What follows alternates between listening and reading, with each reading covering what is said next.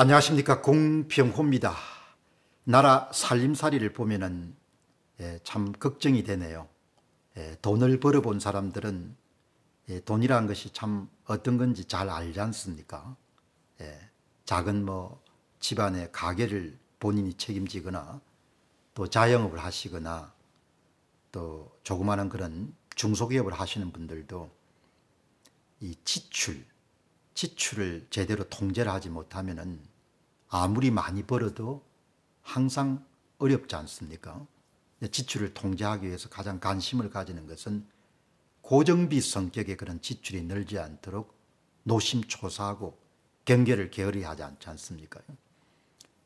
그러니까 나라 살림이라 해서 그렇게 복잡하거나 어렵지 않습니다. 모든 원칙은 간단 명료하지 않습니까?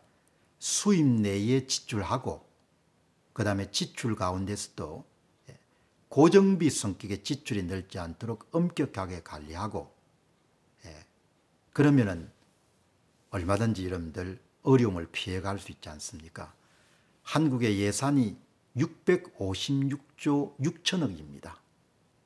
살림 규모가 어마어마하게 이런 큰 겁니다. 박근혜 정부 당시만 하더라도 400조 정도 규모였을 겁니다.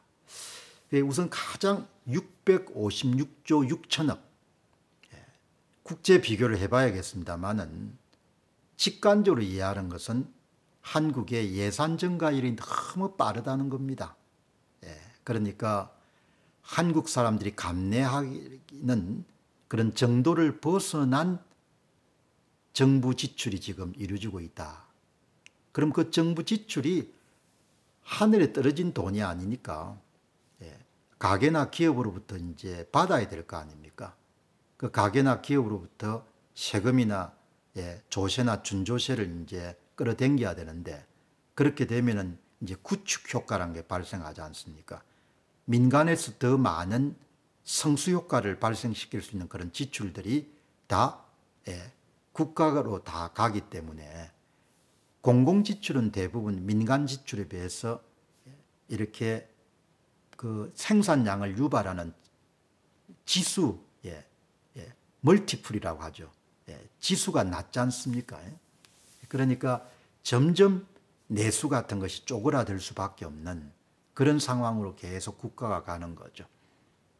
언젠가 제가 말씀드렸습니다만은 나라가 어려워지게 되는 것은 그렇게 복잡하나 어려운 게 아니다. 첫 번째가 여러분 뭡니까? 첫 번째는 돈 찍어서 통화량 공급을 늘려가지고 나라를 이렇게 일으키 세우겠다, 경제를 활성화시키겠다. 그럼 반드시 망하는 거죠. 그게 가장 중요하지 않습니까? 그런데 지금 이제 정부에로 이렇게 많은 재원이 몰려가게 되면은 민간 섹터는 계속 활성화가 이루어질 수가 없는 겁니다. 이제 이번에 예산안을 보면서 또 한 가지 주목한 것은 고정비 성격의 지출이 계속 늘어나는 겁니다. 고정비 성격의 지출이. 그러니까 2024년 예산안에서 고정비 지출은 66.3% 정도였습니다. 총 435조.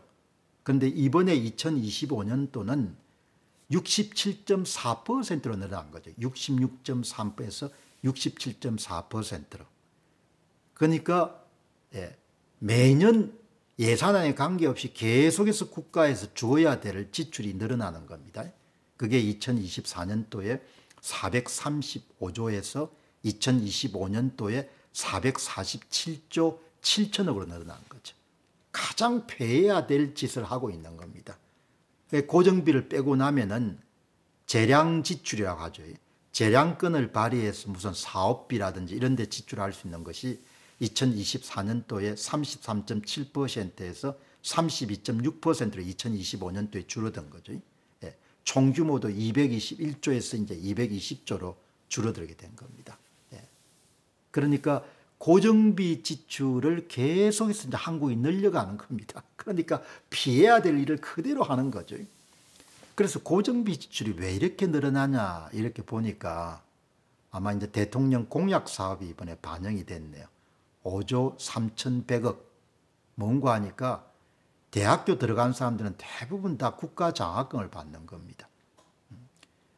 이제 10등급을 나눠 가지고 10개 구간, 지금까지는 8개 구간에 속한 사람들만 국가 장학금을 받아야 되는데 이제 9개 구간까지 확장을 한 거죠.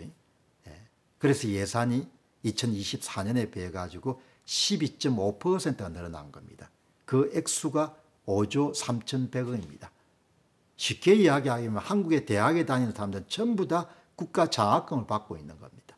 똑같은 일이 1980년대에 그리스에서 일어난 일하고 똑같은 겁니다.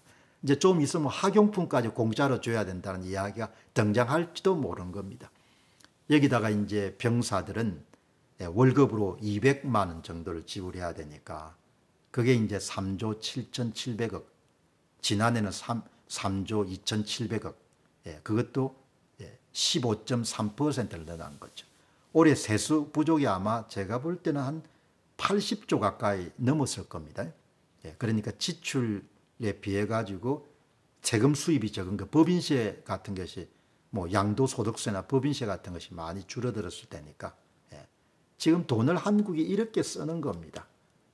저는 그냥 거두절미하고 한국이란 나라가 이런 지출 팽창을 지킬 수가 없을 걸로 봅니다.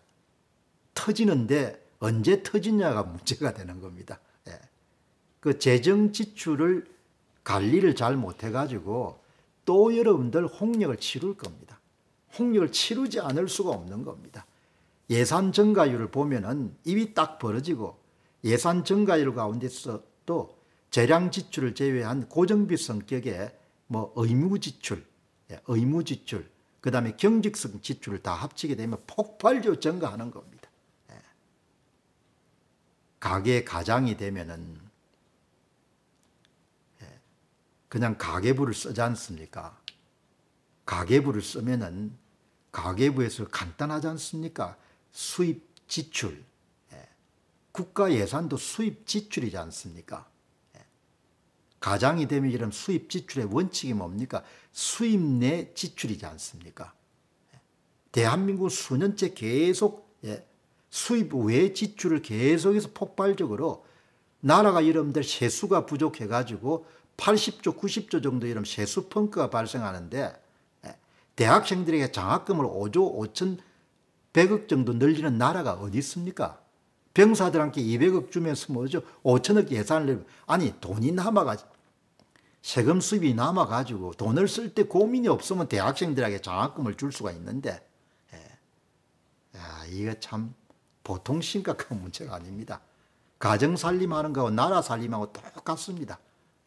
표될 수 있으면 앞으로 계속해서 예산이 평창할 겁니다. 결국은 터지겠죠. 터지지 않고서는 해결이 안 되는 겁니다. 터지게 되면 또 어마어마하게 뭐죠? 고통을 당하겠죠. 어떻게 이렇게 미련한지 도무지 이해가 안 됩니다. 세금이 이런 펑크가 80조 이상이 났는데 대학생 장학금을 5조 3,100억 정도를 늘리는 나라까지 늘리는 나라가 어디 있습니까? 제정신인지 모르겠습니다. 어떻게 이렇게 이런 무모하고 그렇게 앞을 생각 안 하는지. 대통령 공약 사업이라 하더라도 국민들한테 사정을 이야기하고 양해를 구해야 되지 않습니까?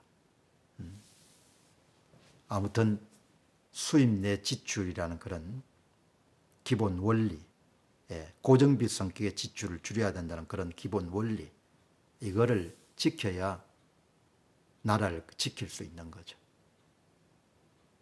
빚 어마어마하게 겁나지 않습니까? 부채 짊어져 본 사람들 알지 않습니까? 감사합니다.